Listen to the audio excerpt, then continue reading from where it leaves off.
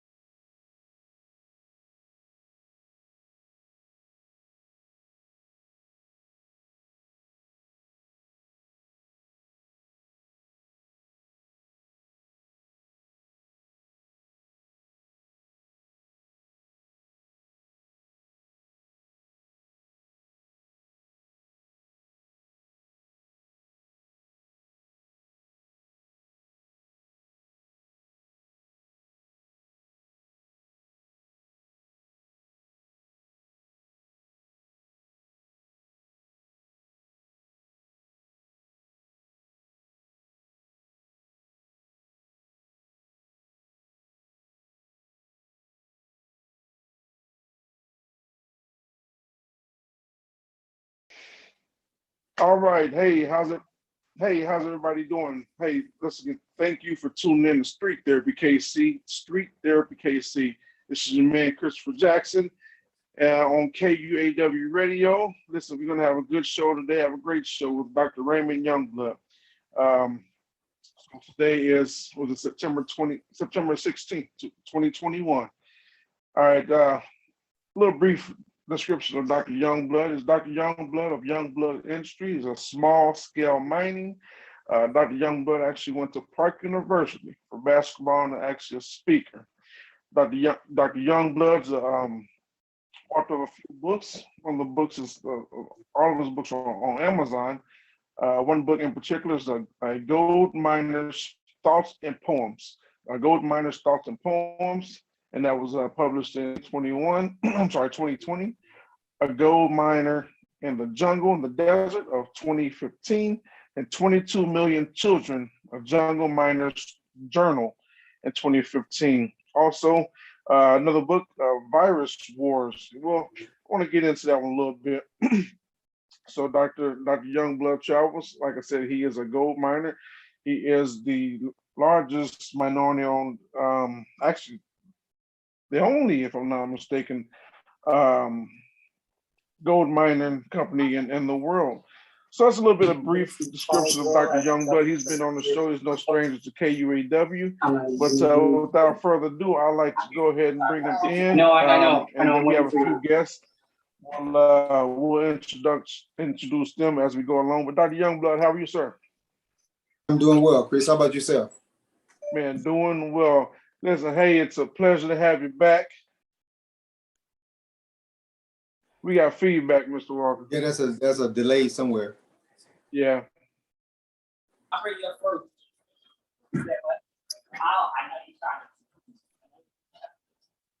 Yeah, okay. While he's working out the technicals. Yeah, while he's working out the technicals, I'm gonna make one or two little statements there, Chris. Yeah, absolutely. Yeah, the largest and the only Black American international small scale gold mine. Not the only gold mine. That's 40 million of us. So that's yeah. Yeah. Okay. Mr. Walker, we good? Yeah,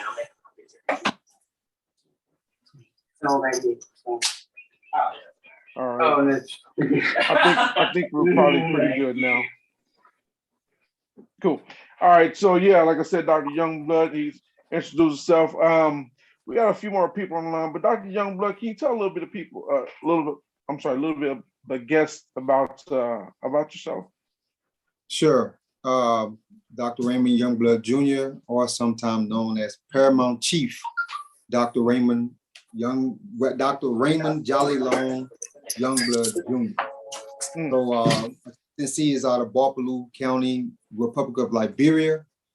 Been mining for more than 2 decades, specializing in what is known as we refer to as hostile and harsh environments, but pretty much just mining any mineral, gold, silver, platinum, palladium, rhodium, all of these types of minerals. And we also have a recent addition to our mining operation. We created what is known as the YGB hybrid currency, which is a universal currency in what some people refer to as the alternative to cryptocurrency or digital currency. So that's pretty much what we've been focusing, working on, trying to get it out there, trying to stay ahead of all the things that's going on globally, you know, with so many people. I just like to say much respect to all those folks who have suffered or have passed away to, you know, for the families to COVID and any other illnesses. Right now, we're, you know, Chris, we're in trying times. So I think it's very important that, you know, we remember to grieve and help other people grieve. So that's, I think that's very important. Absolutely. Absolutely. I totally agree. I like I said, I lost a good friend of mine to COVID, man. And that was a pretty tough blow. He was a good guy. So we'll jump right into it. We got a couple of other folks on the line. If you want to just unmute and jump in and tell us who you are and a little bit about yourself. Anybody? It's an open call, Yeah. I think. Mhm. Mr. Thurman, can you click in? No, you can't click. I think they're locked out. Mr. Walker, are they locked? Okay, there we go. I'm on. Hello, how y'all doing? I'm Doing Deidre good. Thurman. I'm the Chief Executive of Administration with Youngblood Industries, so I'm just here for support. Yeah, wonderful. Thank you. And a native of Kansas City. Let me add that. And a native of Kansas City. Missouri. Yeah. And we got a LP. Can you jump in and introduce yourself? And yeah. Hi, everybody. Hello. I'm Lisa Perks. I'm a corporate activist with Youngblood Industries, and I am also based out in Kansas City. Let's go. Yeah. Here for support. Wonderful. Yeah, I can't see everybody else who's on here. But all right, we got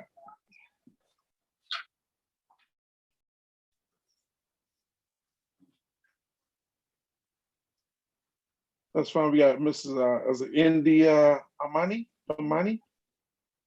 Yes, hello. My name is India. I am a singer, songwriter. I am also an advisor, and I'm here for support. Wonderful. Thank you. Just quicker. It's just quicker. Givers Gang.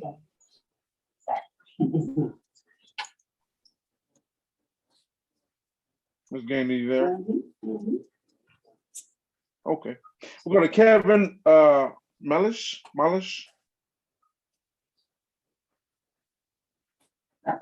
Kevin, how you doing? I'm all right. Little video problems, but that's about it. Okay, all right. So let's see. We'll go back to Dr. Youngblood. All right, Doc, we're back with you, man. It'd be different if they're paying you know, that'd be nice. Yeah. All right, Doc, you there? English, you know? Dr. Youngblood.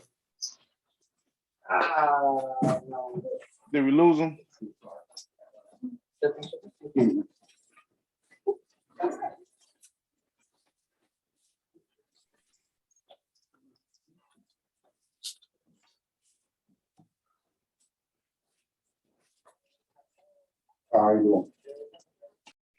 Okay.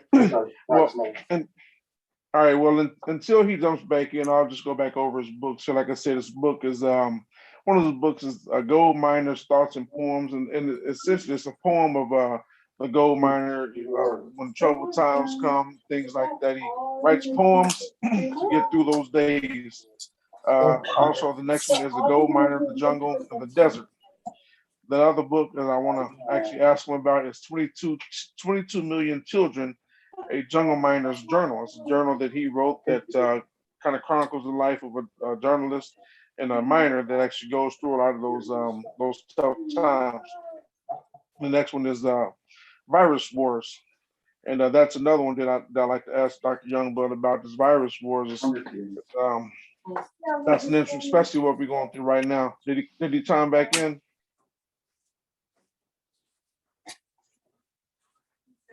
Okay. All right, so that virus war, especially what's going on right now with COVID, we talked about a little bit about COVID, things like that. That's a tough deal, and like I said, I've lost someone, but we definitely are mindful of that. So, man, there's a whole lot I want to talk to Dr. Youngblood about, especially about what's going on with the global gold rush and currency and things like that, the gold buyback programs, and what about space travel? Just a whole lot of questions I have for him, and if he's not here, he can't answer them.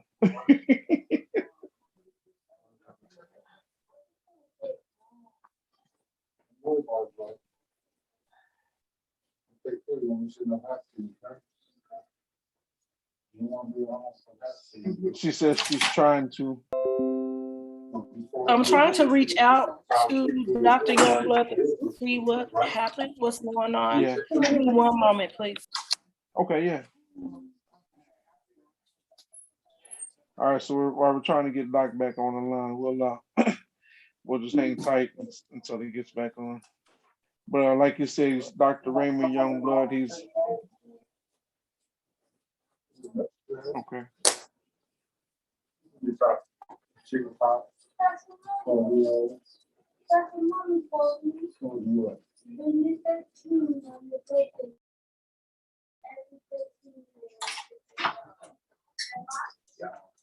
Yeah, sorry about that. All right. We're having a little technical difficulties on this side here. That's all right. Yeah, I don't know what I missed. What I missed, Chris? Nothing. We just went over your books, Doc. Okay. Talked about your books, the Gold Miner's Thoughts and Poems, released in 2020. The Gold Miner of Jungle and Desert, released in 2015. And Yes.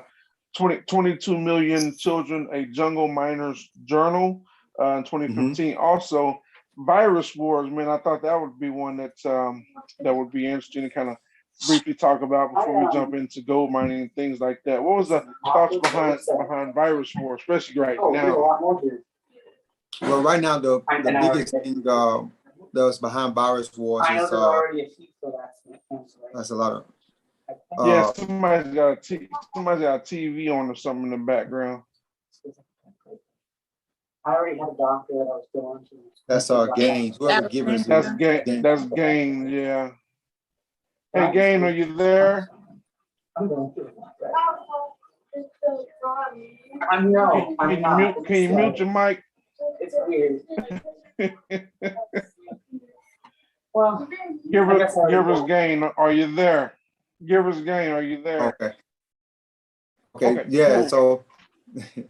So the biggest thing is that with virus wars is that it's road during the Ebola time, and it actually started off, Chris, as a letter to the CDC and the World Health Organization about how the deaths was being recorded, because I know 3 deaths personally that happened during that time, and I know that they were not Ebola deaths, but they were recorded as Ebola deaths.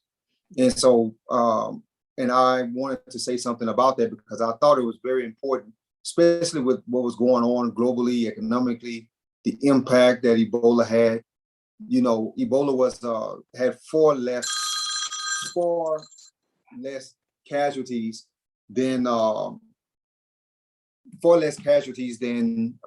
COVID, but the impact was about the same because the cure rate for Ebola is almost 60%.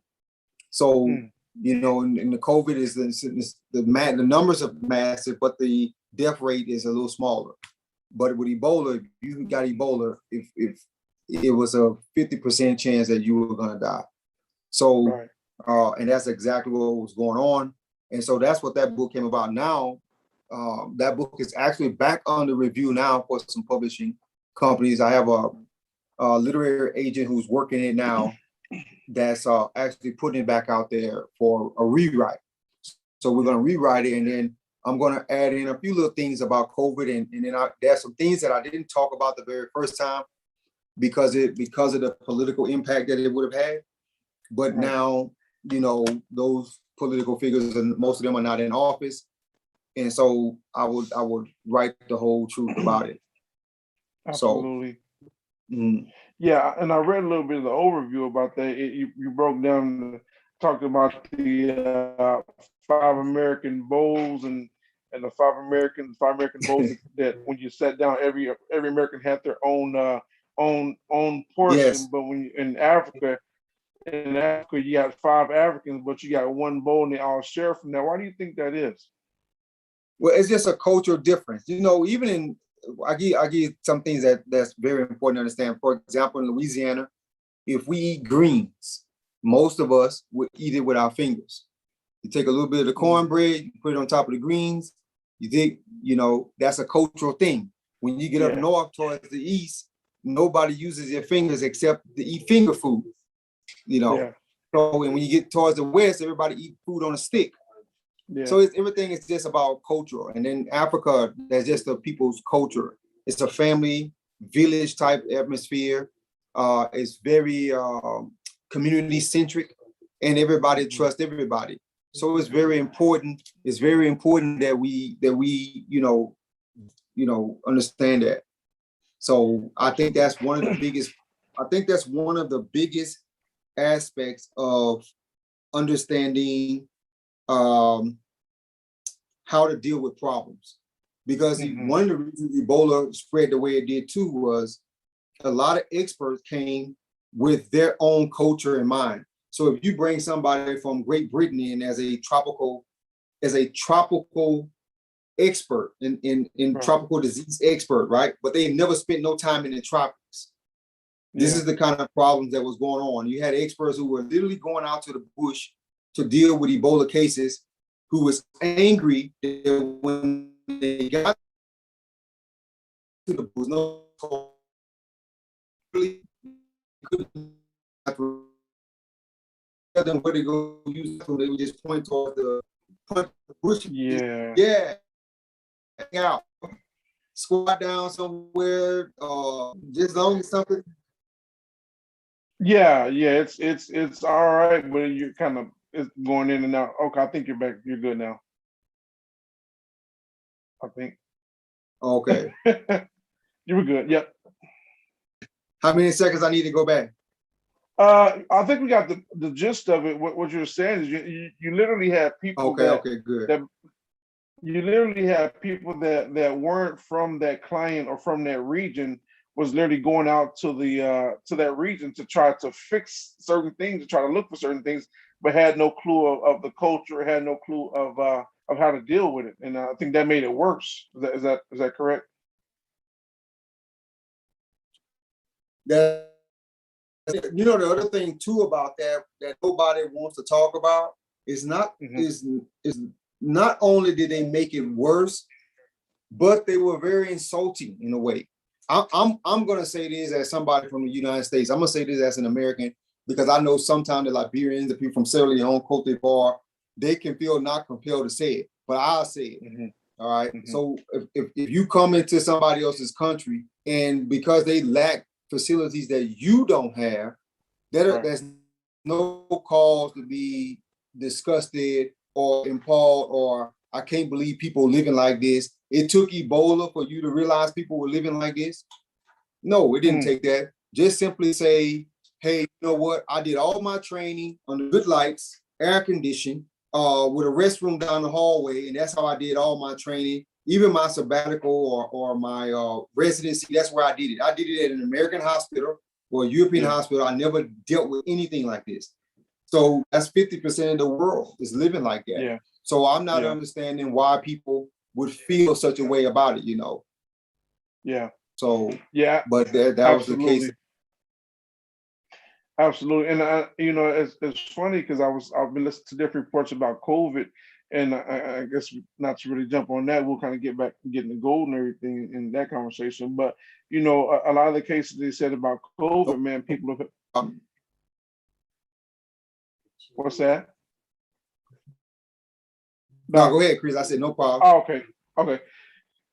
Yeah, you know, in COVID situation, man, they've been saying a lot of the deaths have been different deaths, but they've been blaming it on COVID. I thought that you would say that about Ebola, and then having that kind of that parallel or whatnot. Like to say, also, you know, God bless the dead and things like that. But yet and still, I just thought that virus war was interesting, man. You wrote that last year, and now we're dealing with COVID in 2020 and 2021, and so whenever it leaves. And you know what's crazy too is when I wrote that book in 2000, I actually wrote it in 2013. We started writing it. It started as a letter, you know, I finished it in 2014. And in that book, I talk about how other viruses were going to come, similar to COVID. And then I even talk about the worst of it. We haven't seen the worst of it yet. The worst of it has not came yet. There's some other viruses that are coming that are also in a single cell organism that we're not going to be able to fight because we're not learning from history. We're just not learning. So, and we're repeating the same mistakes over and over and over with the same people, the same mindset of people over and over and over. And I just want people to stop. I want people to stop blaming the politicians that are in office, and let's just put people in office that we know that's going to get it done. Period. No more blaming. If whoever is there, let them finish out their term. Then we done with you. You done your service. We appreciate you. You get a golden umbrella package, whatever you get. And then we bring in people who actually want to do what we need to get done. Period. So this is how I'm seeing it, at least. So what are we not learning? Because I'm interested because I don't know what are we missing with this thing in your observation, Doc? Okay, the world is a global community. That's the first thing. So what happens in one country is ultimately going to affect another country. It was okay when we didn't have airplanes, and it took people so many days to travel by ship. By that time, you can discover and find a lot of problems. But even when there was no airplanes, things like the bubonic plague still spread, the Dungy flu still spread, malaria has been here since the beginning of time. It still was a problem, right? So then on come the set of these new chemical-induced, laboratory-induced diseases, whether they were used for biochemical warfare or conspiracy theory, doesn't matter. Either way, they are here.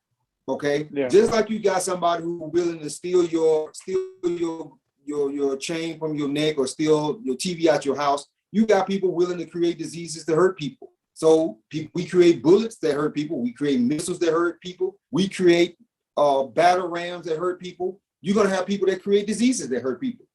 So since we know all of this, we're always in a reactive nature. And I'm going to say this, and I don't care who in the U.S. is angry with me for saying it.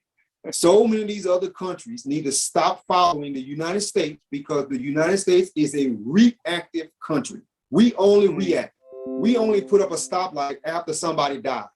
We only put in preventions in school after so many kids have failed. We only do things about the prison system after we've destroyed 2 or 3 million families' lives and people's lives.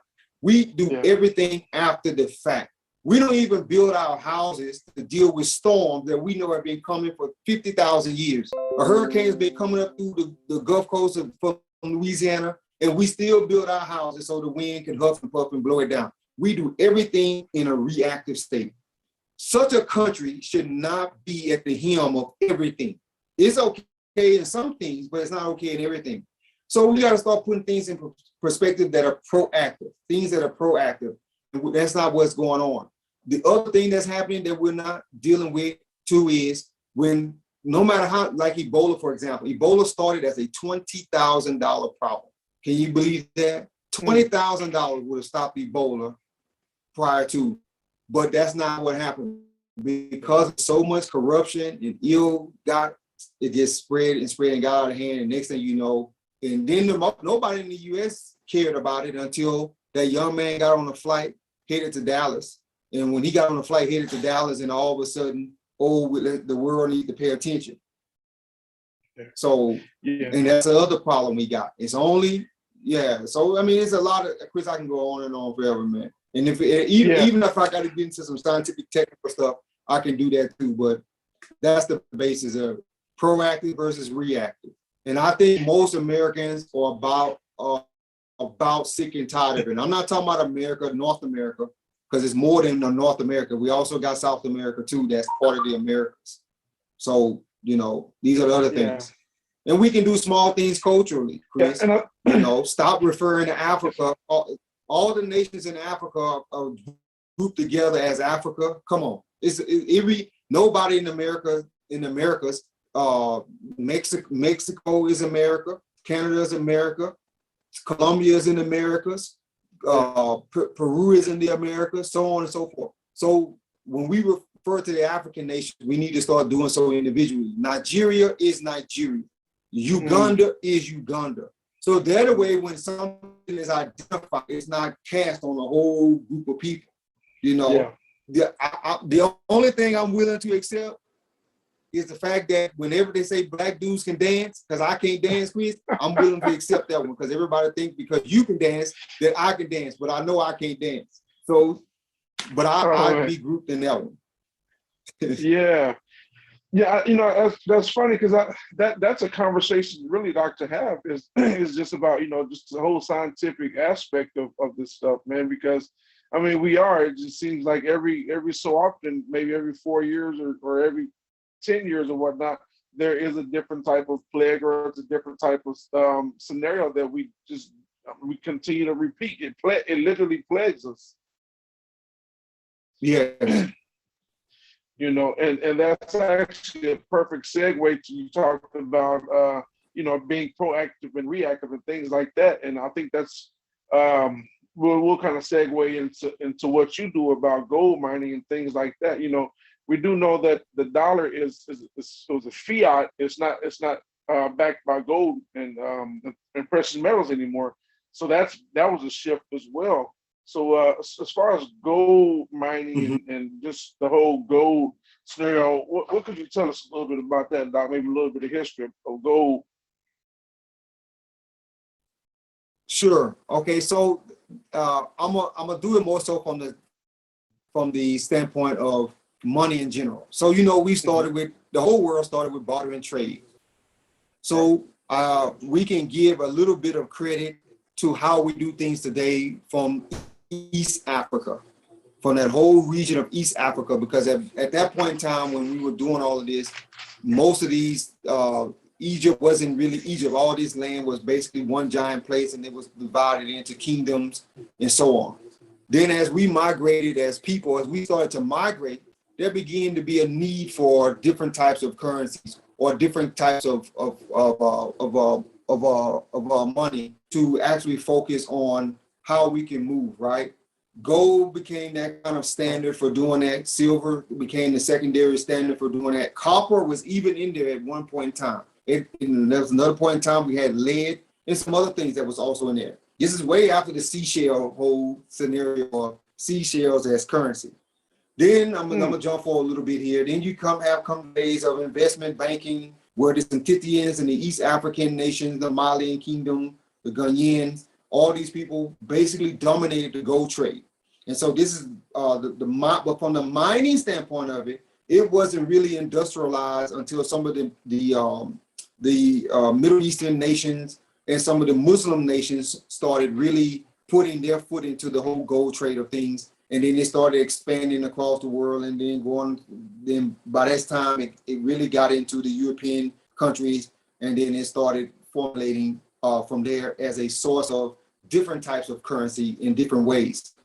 But for the most part, it was just a simple barter and trade. And gold had two main purposes at that time. It was used as a luxury item, and it was also used as a currency. Then what ended up happening as civilization started modernizing, that became more industrial use for gold, and then for dentistry, medical purposes, spiritual practices, all these things people started seeing the wealth built from it.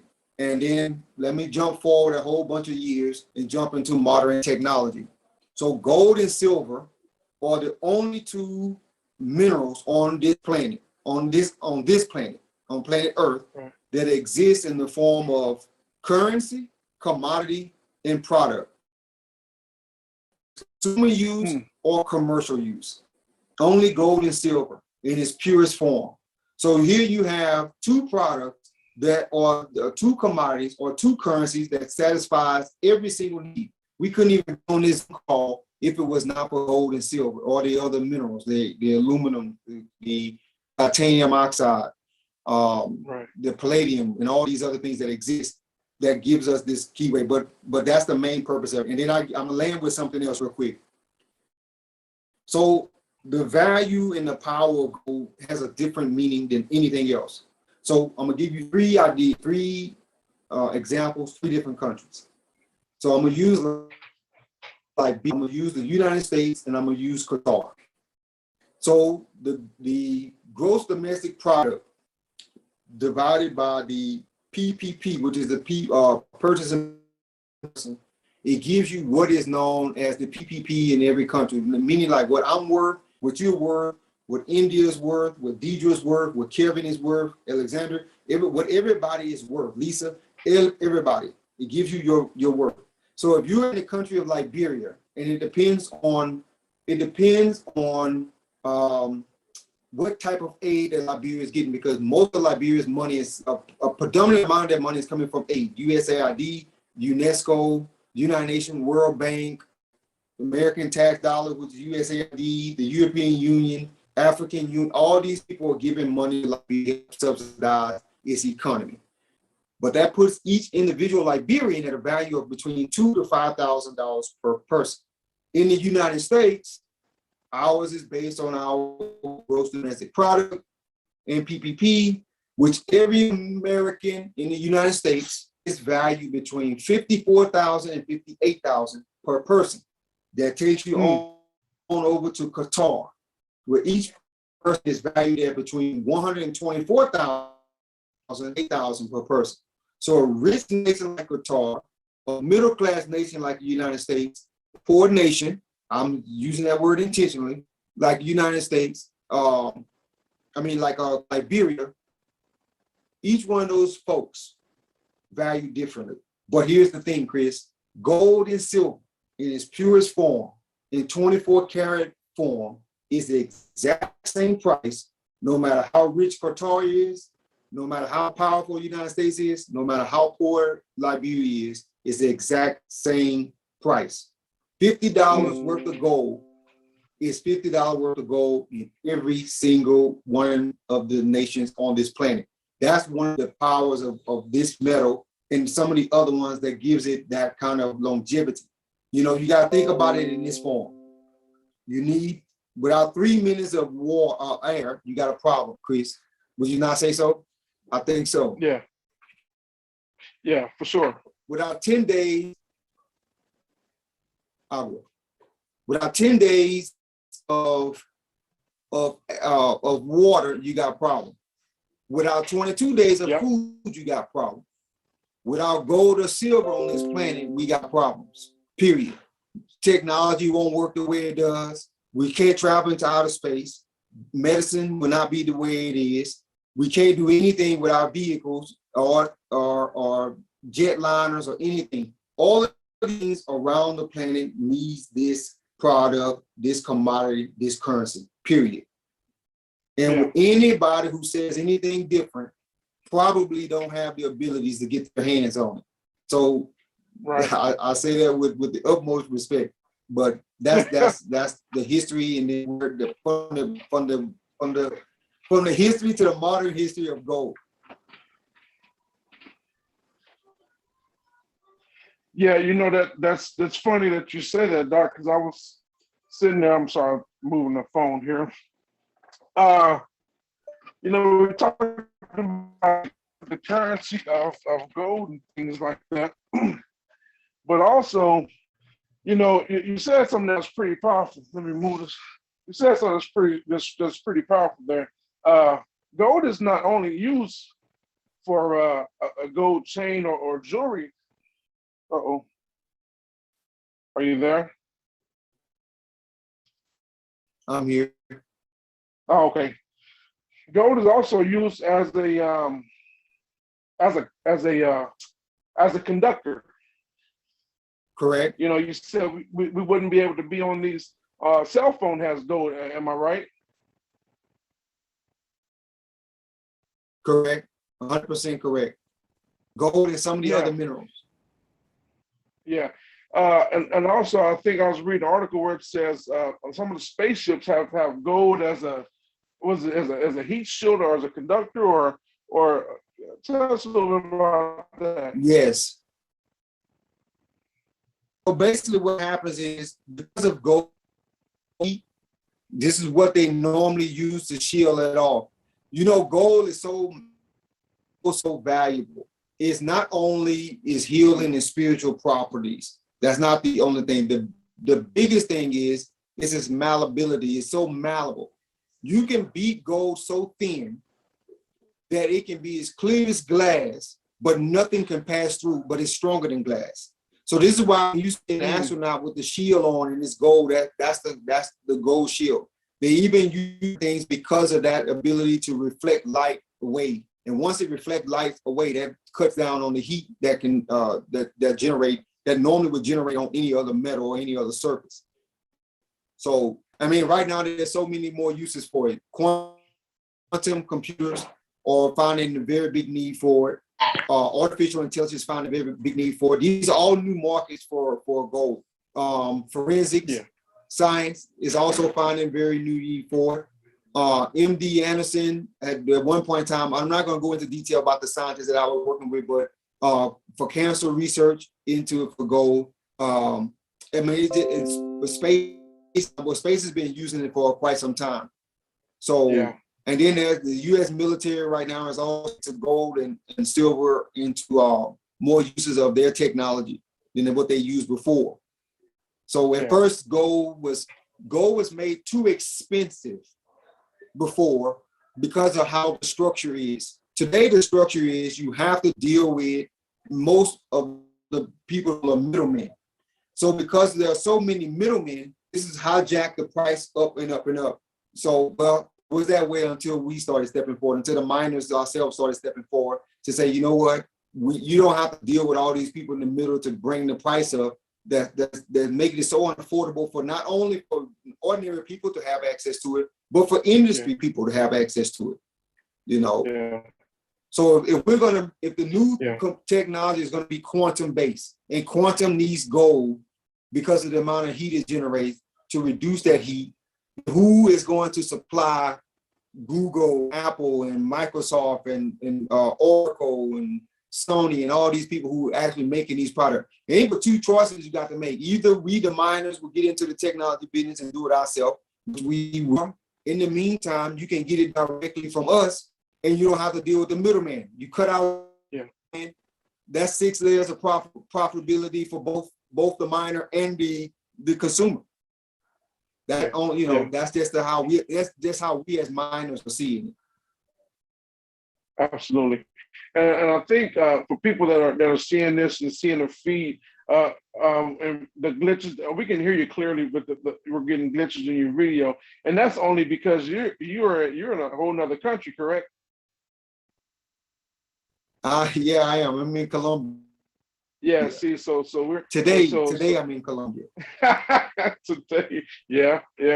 So, but we appreciate you taking in. And I brought up the rocket ship because I was watching reading some articles and things talking about Jeff Bezos and was it Steve Wozniak and Richard Branson and Elon Musk are taking spaceships out of spaceship trips, with people or whatnot. Yeah. And I thought that was interesting. It's almost like a billionaire boy game, Here, okay, so I'm glad you brought that up. So, Chris, here's something that a lot of people don't know. I've been invited to several mission meetings. Government officials there, multi-billion billionaires was there. Everybody was there with whoever added value to that room to go into outer space, because there's a lot of people who want to go into outer space for several reasons. Some people want to go into outer space just because they got money to spend and they haven't been anywhere else, or they want to travel into outer space to bring back minerals, because there's some meteorites and some asteroids that are floating around, billions of dollars worth of minerals on them. If anybody can figure out how to bring it back to Earth without causing a catastrophe, right? Then there's some people who wants to go and mine moons. There's some people who wants to go and mine the planets. This is the conversation. So this is the room that I was in. This was real Star Wars type conversation. So I always kind of think of it like a mix between Star Wars and Lord of the Rings we were having. Because in the beginning of that conversation, out of all the gentlemen that was in that room, the miners, the guys who actually know how to dig minerals out of the ground, we were never asked. We were never consulted on anything. So then as the conversation is moving forward, and I'm saying this, and so let me be privy to this conversation. The guy who held this conversation, who invited me, so far has raised $3.2 billion. This is several years ago. He's raised $3.2 billion. He don't know how to fly a spaceship. He's not an astronaut, and he don't know how to mine, but he's good at raising money. So this is a very serious thing that people are doing. Richard Branson, Elon Musk, who's the other one? Jeff Bezos. These guys are playing with right on the outer orbits of Earth. They're just in the outer orbits of Earth. They're not into deep space, or what I'm talking about is. But what they're doing is they're kind of breaching the bridge that other people, but here's something that a lot of other people don't know. Those guys are doing it now, but I know of 114 people who are putting together the same identical thing to actually go and do it themselves. I know some countries that are prepared to do it themselves. And right now, you don't need an astronaut to be able to go. You just need people who understand, basically how to, because the ship, right now, the ship are self-made. I mean, they are, they're drawn out. They don't need very little input from human beings on how to travel into outer space. These ships are basically on auto control. They go up, they spend a little time, and they come back. So, but we can talk about with that. What's the name of that movie where those black ladies figured out that we can go to the moon? NASA didn't even know they can go to the moon. Yeah, Hidden Figures. NASA didn't know they can go to that moon. To the one lady came and said, "No, we can go. We can go." And that's what's going on globally. Really, that's what's going on. Yeah. See, when I read articles like that, when I read articles like that, man, it puts in my mind, the whole conspiracy thing, like they're trying to destroy the Earth so they can go find somewhere else to move. But so you got your eyes set on that, Chris. You should keep your eyes set on that, because that's going to be serious business here probably in the next 3 to 5 years for sure. Because I've been invited to three different meetings by 3 different people who are seriously talking about going and mining out of space. Yeah, that's an interesting topic. And I want, since we talked about gold, man, so what was the significance about these gold buyback programs? Almost every pawn shop, store, and things like that have gold buyback programs. What is the significance about them wanting to buy back everybody's gold? I don't know if I ever told you this story, but it started with a meeting. It started with a meeting that myself, the miners, small-scale miners. There's a difference. I want to make sure there's a difference between small-scale miners and large-scale miners. Miners are normally publicly traded companies, very top-heavy. Everybody in the executive range probably makes 6 figures. And then the small-scale miners are the direct opposite of that. Even though some small-scale mining operations can be just as big as an industrial, but they're normally not publicly traded, and they are probably normally not in the wealthy countries. Okay. So the small scale miners don't get a fair price for their minerals. You got people who come into the bush with $200,000 in cash, and about $500,000 worth of gold. This is how the price of gold get to be where it is, because everybody is stacking their fees on top of it. So I took it upon myself to go sit down with a group of brokers, some high profile brokers, and I was trying to discuss with them the price that, hey, what you guys are making is not what the miners are making. So we got to figure out a way where the miners can get their fair cut out of it too. You guys are all riding in Ferraris and having nice houses and so on and so forth. The miners also want that. So let's try to work it out where everybody can benefit from it. They basically told me to go, go mind my own business. Right. So I said, okay, it's no problem. So I took my little country back to my my little lair, and I pulled together some of the more significant miners, some of the more influential miners. And I said, this is what we're gonna do. We're gonna cut everybody off. Globally, everybody's gonna get cut off. I don't care who it is.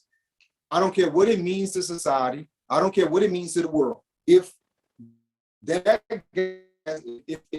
his wife is pregnant and she gets to walk down to the bathroom, but my miners, their wives got to go outside to use the bathroom.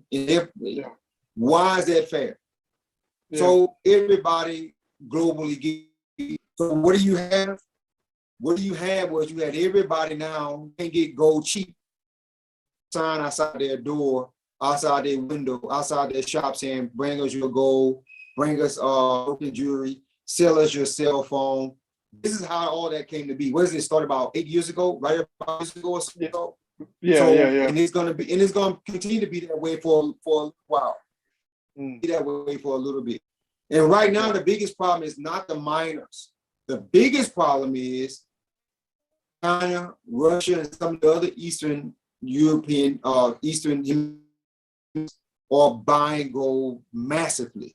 And people from the West, especially, is buying cryptocurrency massively.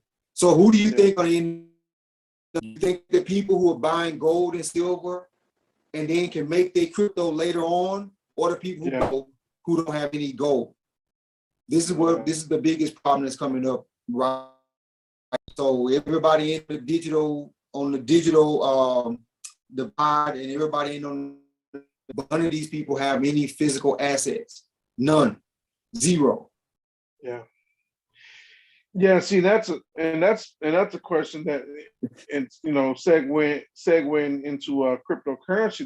That's a question that, man, I know some people who may understand it, and I know some people who just think about it, but I know some people like, man, I don't even know. I don't have a clue what it is.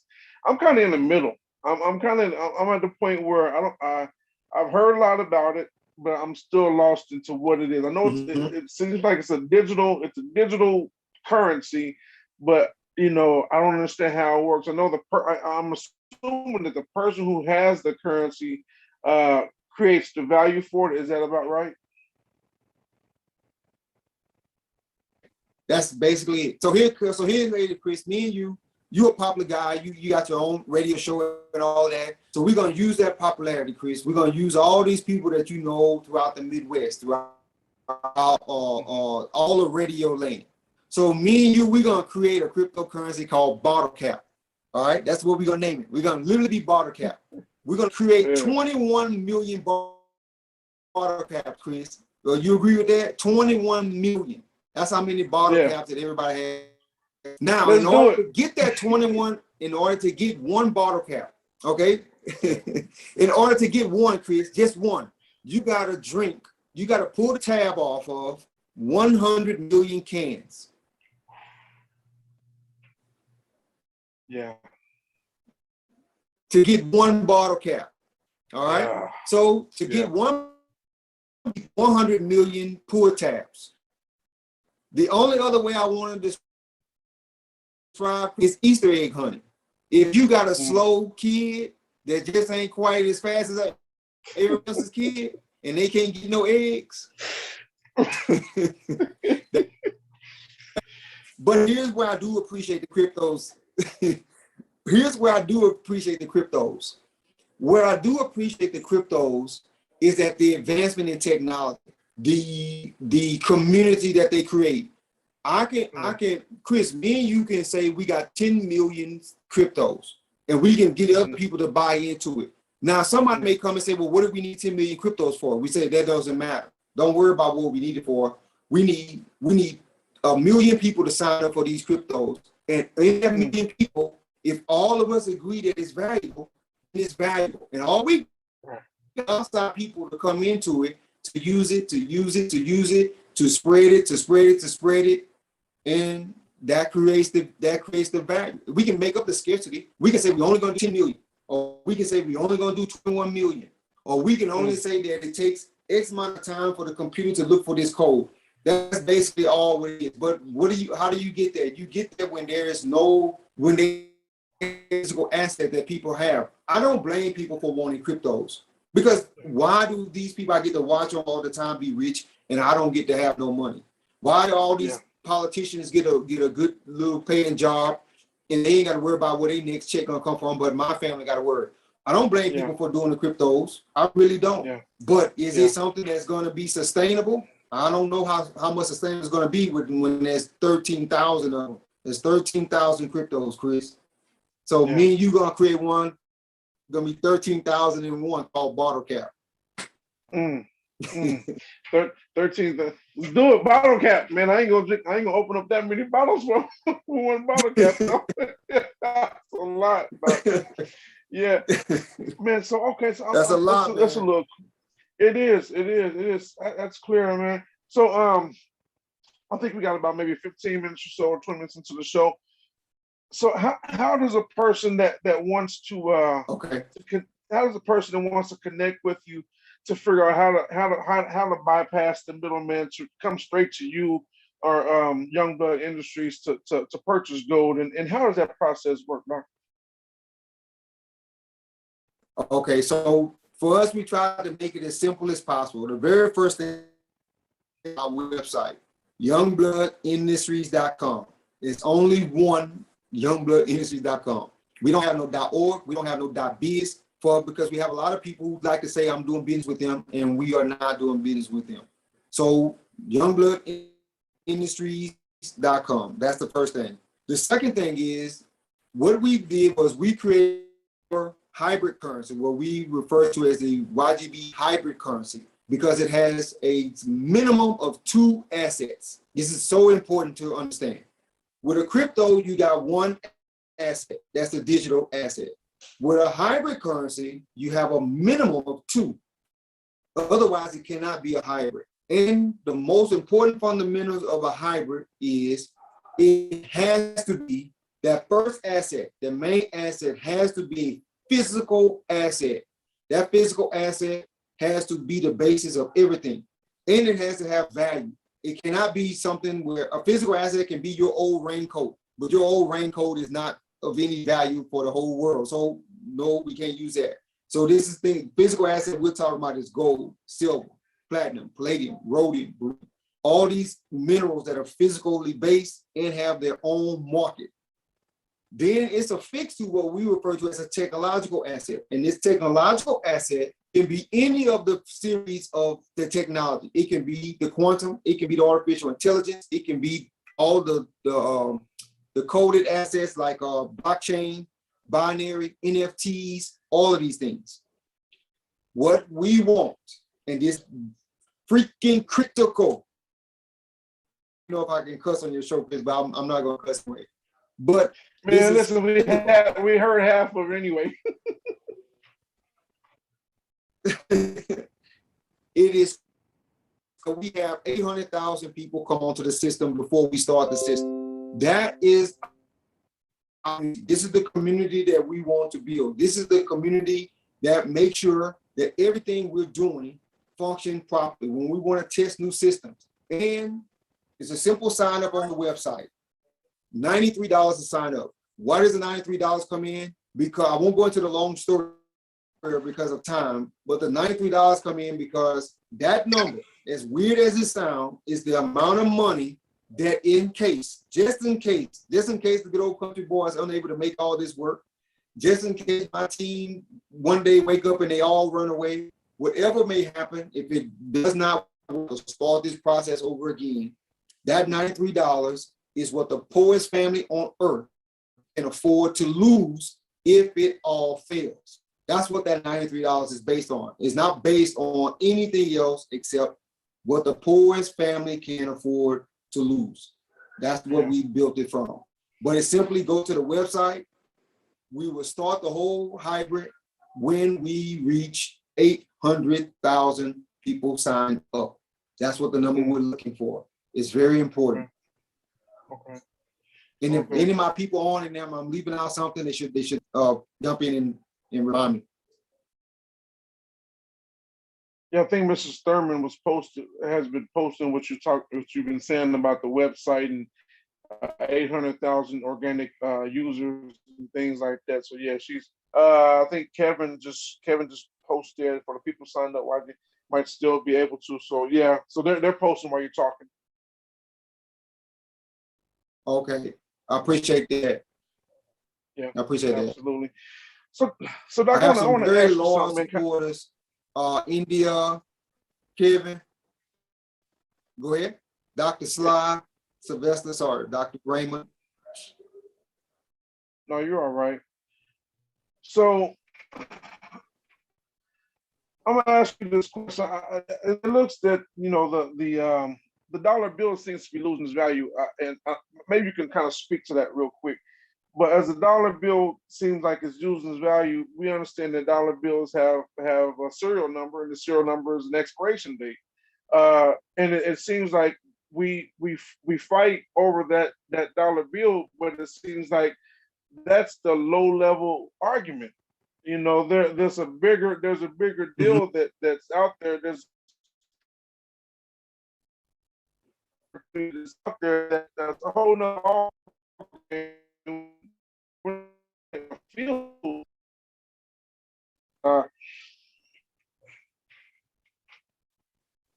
You cut out there the last 5 seconds. Yeah, no, I said there's a whole ball game that we're not even in that field, man, and we're not even playing that. Man, how do we really just bare bones get into that type of conversation? Okay, so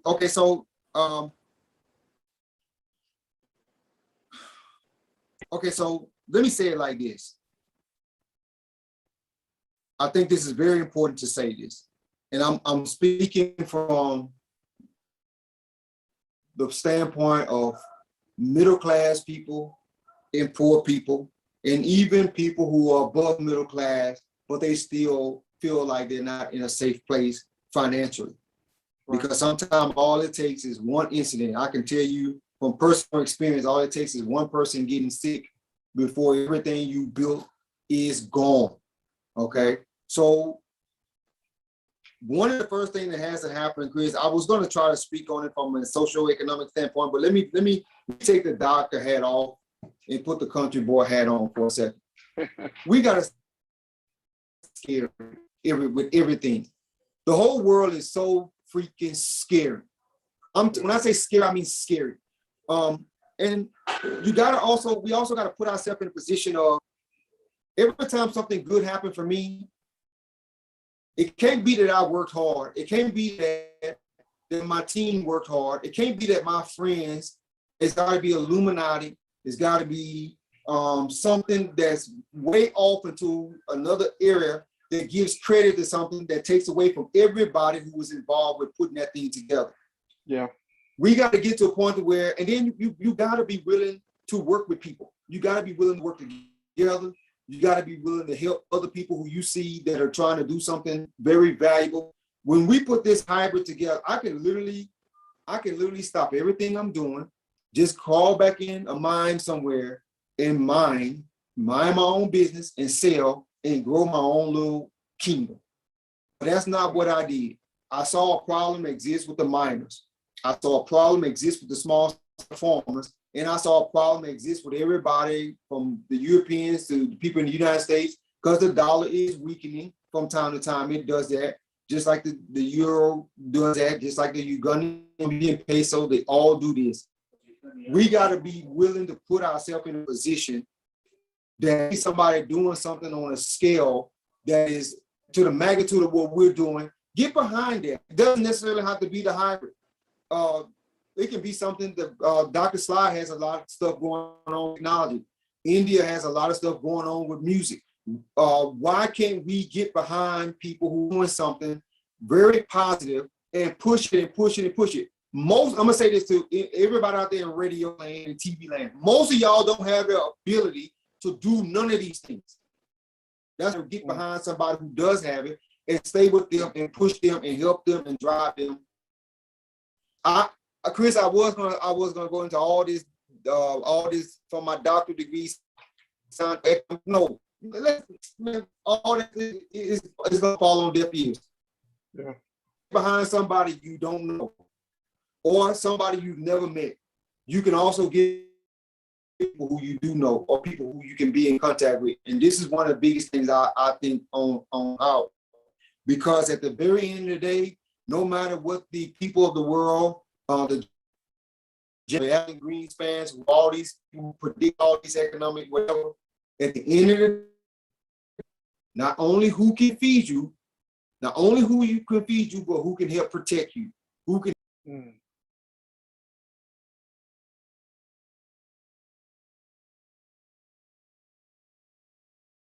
Big drop.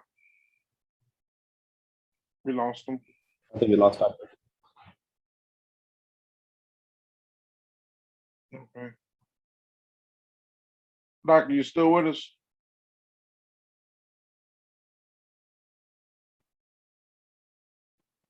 No, I was asking. Okay.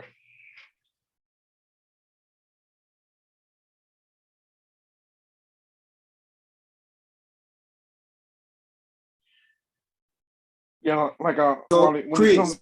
Yeah, yep. Okay, so now one of my country people gonna say that's the FBI or the CIA. They cut me off that call because of what I was saying. No, off that call. It's just a bad internet connection. This is the kind of stuff I'm talking about. Well, let me say this. We gotta this real quick, Doc. We gotta get realistic. Yeah, the thoughts and the views are not the ones on KUAW radio.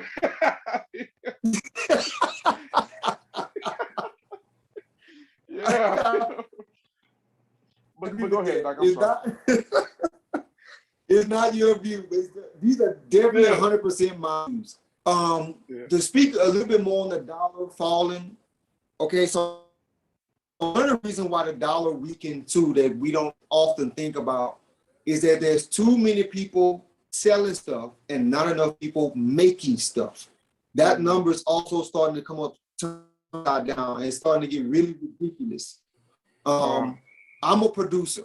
We go out there, we look for it, we take it out the ground, we turn it into something. Okay. Yeah. The people who go out there and actually cut the tree, they haul it on the truck.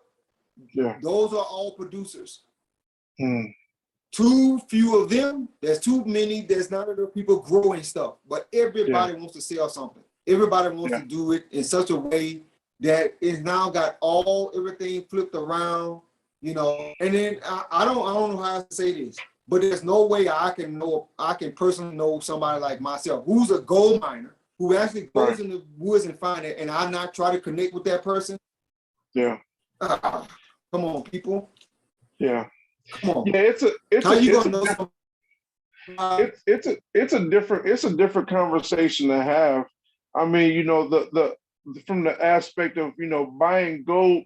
For me personally, buying gold was buying the gold nugget earring I had or the herringbone necklace I had from the store that was probably marked up. That was my experience with buying gold. But to actually buy it from a gentleman as yourself and your company that actually is out there in the field, that's a whole nother level of maturity and wealth.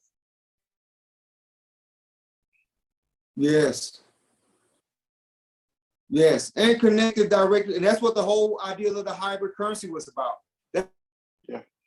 can now connect the general public from around the world directly with the mineral. Nobody in between us. Absolutely nobody. So how much more value you think you're gonna have in that metal with nobody in the middle of it? Yeah. So yeah. Wonderful, wonderful. Once again, Doc, how can people reach out to you, to your social media handles and things like that? If they want to just connect with Doc. okay, Youngblood Industries .com. That's our main way. Youngblood, and we have all the social media. We have Facebook. You can also we had erased all of our followers on Facebook at one time, but we're now starting to friend everybody back. We have Instagram with Youngblood Industries. We have Twitter, Youngblood INDUS. It stops at the S. We have YouTube Youngblood Industry channel. This app, this hybrid currency app is going to be the vehicle for anybody who wants connection to mineral, physical asset, and you want to be able to use the physical asset in the form of currency. That's what we're doing. That's what we are about. So you'll be able to spend it the same way you do everything else. You'll be able to use ATMs and all that kind of stuff, all that regulatory stuff, because we're dealing directly with the physical mineral itself. We're not creating no fake made up, currency. It's 100% assets that we deal with. Yeah, and that's another reason why I wanted to have you on the show. We've talked a few times before, but I think oftentimes in our community, we have to build the trust factor. And a lot of times when we see somebody that look like us, it's we're a little hesitant because they look like us, and we don't think that they might know what they're doing and things like that. I think that's something that we definitely got to knock down. We got to build that trust factor up. Speaking of trust factor, I think was it next year in 2022. Chris, I want Chris. Yeah, go ahead. I want to say something about that trust factor. While all the people who look like me waiting to train, people that look like Kevin, you see Kevin sitting in that stream, right? There's a whole bunch of guys looking like it's coming on board, because this is the other thing we got to do in order to do the trust factor. Outside the trust factor, do a little due diligence on the person. You don't know nothing about Jeff. Trust the fact because it's been around a minute. We've been doing this for 2 decades. So Chris, I swear I don't have no problem with them coming on later, because everybody gonna have to use the hybrid at some point. Come and get it now, or you're gonna have to use it later. You're gonna do the same thing that happened with you when Visa and MasterCard made it, where you had to get a credit card to do a hotel room, to rent a car. That's exactly what's gonna happen with this hybrid, because there's a whole bunch of heads of countries who I've spoken with, and they're gonna tell all their people, this is what they're gonna say, Chris. This is what the hybrid is your currency. We're gonna use it because we're using their minerals anyway. Yeah. So while they building up trust, they can be last. Yeah. And speaking of which, Doc, with that, because I'm tired of it. Yeah. And speaking of which, Doc, you talked about just the currency. I mean, I don't know a whole lot of people. I mean, there are some people still use cash, but most people use a debit card or a credit card. And even now, that's got a little silver chip in it. Yep. And cover, and some of them got a little covering it. Yeah, yeah. Doc, who man, listen, gonna be supplying that? Right. Well, see, and oftentimes, I think we're wrapping up, but sometimes people say, man, we should have got on Facebook when the market share was as low as it was, and that's $1 billion company. So you gotta jump in somewhere. So yes. I don't have no problem. Yeah. This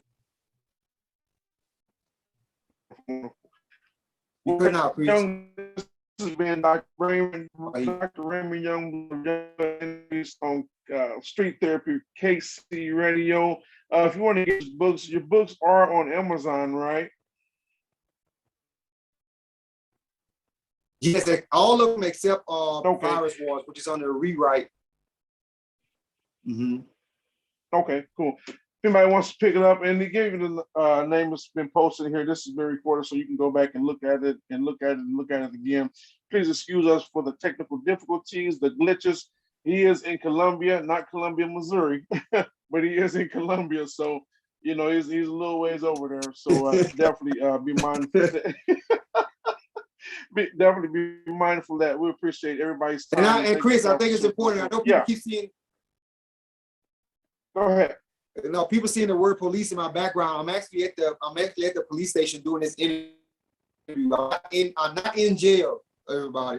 I'm just at the police station at their radio station doing the interview. That's why we keep getting cut off. The sound, No, I'm kidding. All kind of technical equipment around. Yeah. Well, listen, Doc, thank you so Chris, much, I appreciate man. you, man. I love you, man. I really, yeah, you've always shown me love, man. I so appreciate you so much. You and your folks. I don't even know you for a minute there, so I appreciate y'all, man. I really do.